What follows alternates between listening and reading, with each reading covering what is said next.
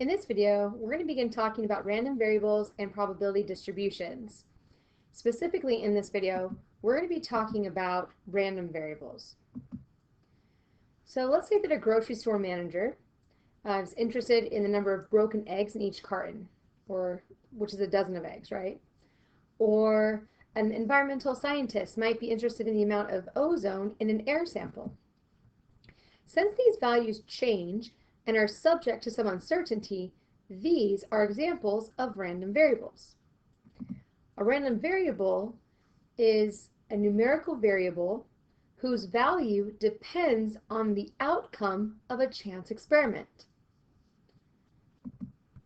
It associates a numerical value with each outcome of a chance experiment. There are two types of random variables: discrete and continuous. A variable is discrete if its set of possible values is a collection of isolated points along a number line, something like this. This is typically a count of something. Continuous means its sets of possible values includes an entire interval on a number line.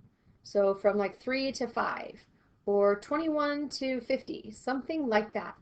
So this is typically a measure of something.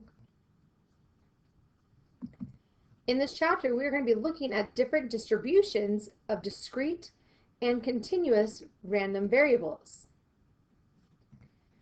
Let's practice.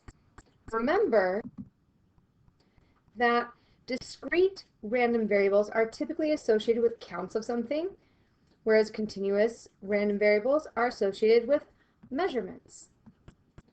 So let's take a look at some. So we're going to identify the following variables as discrete or continuous. The number of broken eggs in each carton. That would be discrete. What about the amount of ozone in samples of air?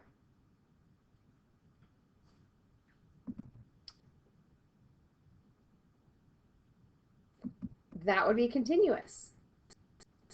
What about the weight of a pineapple? That would be continuous.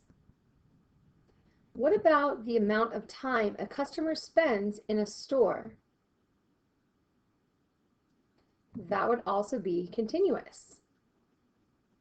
And last one, what about the number of gas pumps in use? Yep, that would be discrete.